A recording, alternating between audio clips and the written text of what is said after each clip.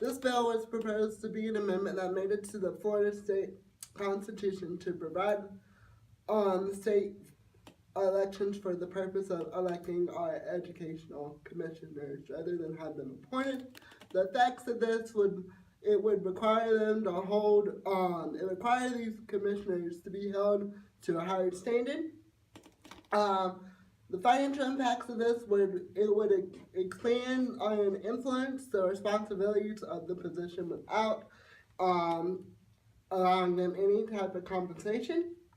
This bill was killed within the subcommittee K through 12 before it even had a chance to reach any of the interest groups or start any opposition from outside groups. Um, it was Representative Mayfield, along with his co-sponsors, argued that this bill would hold the educational commissioner to a higher standard. And I believe that this bill failed because there was so much opposition to the amendment because of how many changes there would be, and it would give the educational commissioner too much power over what happens in our educational system. This bill proposes making the Secretary of State a statewide elected position and have the Secretary of State be included as a member of the Cabinet. Its effects would be the Secretary's terms would be subject to 8-year term limits. This bill doesn't have that many financial impacts. The bill does not require counties and municipalities to spend funds, reduce their ability to raise revenue, or reduce the percentage of a state tax shared with counties and municipalities. The bill's process was first filed in the House January 5th, 2016. It was then read, referred to the Government Operations Subcommittee, then the Transportation and Economic Development Appropriations Subcommittee, then the State Affairs Committee. It died in the Government Operations Subcommittee on March 11th, 2016. All right, this bill, it's to determine the length of the limits for the term of the state representatives and state senate, and they want to increase it to 12 years from 8, so an extra term. The financial impacts, there's not many. The only thing is lobbyists would not have to lobby as often because we have people with longer terms. The interest groups, the Congress supports the bill, even though it doesn't apply to those in office, and many of the voters oppose the bill just because they like limits on senators and representatives. And arguments for the bill is that incumbents are not properly challenged because people are willing to wait it out to run for next term, and then it also gives more time for individuals to become subject matter experts. And then for against it, many people think politicians can become more corrupt as they are longer in power. And for it failed in the Government Operations Subcommittee because people didn't want senators and representatives in power. So the bill allows for voters, regardless of party affiliation, to participate in a primary election.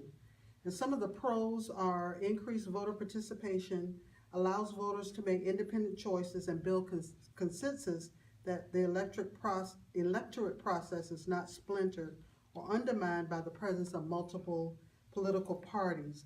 The bill was initially sponsored by Representative Joseph Geller, a Democrat. The financial impacts of the bill, it would affect the election infrastructure, especially in presidential election years and possibly midterm elections for statewide and local offices. And also candidates would have to spend more to appeal to voters in 2 elections. Interest groups that supported the bill, openprimaries.org, floridawatchdog.org, and openourelections.org are just a few of the organizations in there. I was not able to determine any opposition other than the establishment politicians of both parties. Arguments for the bill, according to our textbook, party leaders generally preferred closed primary because they feared crossover voting and rating of voters, and the bill failed in the Florida legislature 3 months after it was initially filed in January of this year. It failed in the Government Operations Subcommittee. The legislature chose not to deal with the issue. I'm thinking because of an election year, that's probably why it was not addressed. This bill creates term limits for Supreme Court justices and judges of the District Courts of Appeal. Its effects would be creating an effective term limit of between 13 and 15 years. Term limits apply to the office that a judge is appointed to, and if a district court judge is promoted to the Supreme Court, they would start a new term limit. The financial impacts of the bill is that more money would be spent on elections because there'd be less incumbents, so there'd be a lot more competition between all elections. And many in the circuit, as well as many other numerous politicians, oppose this bill. The arguments for and against this bill, the imposition of imposing term limits on the judicial system when governments want to have something that's steady. They don't want judges coming in and out all the time. But Republican John Wood crafted the bill, and it was defeated in the Judiciary Committee with the Florida legislature.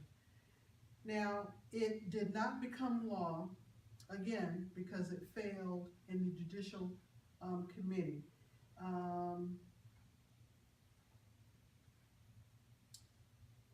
Basically, it was a proposed amendment to the state constitution to create term limits for Supreme Court justices, and it limits the applicability to judges and justices appointed after the effective date. Again, the bill was initially filed in 2015, but it died in Judiciary Committee March 11th of 2016.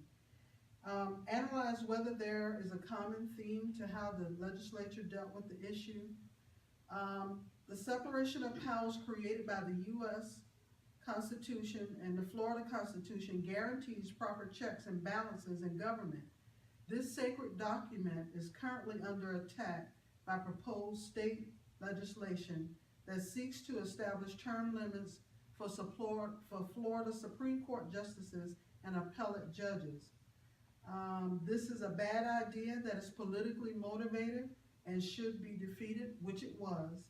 And our state needs experienced jurists to interpret the laws and maintain freedom and rights for individuals as well as business and property owners. And that source came from the Miami Herald. It was an opinion writer who submitted that information. But pretty much the gist of what happened is the League of Women Voters sued the state of Florida for unfair districts. And so the courts redrew the districts, and a lot of the Republican legislators were not happy about that. So right after that happened, some of them, one in particular, introduced a bill to then allow Florida jurists to be to set term limits for them. So it's kind of like a payback for what happened during the redistricts being redrawn and decisions that were made by some of those appellate court justices.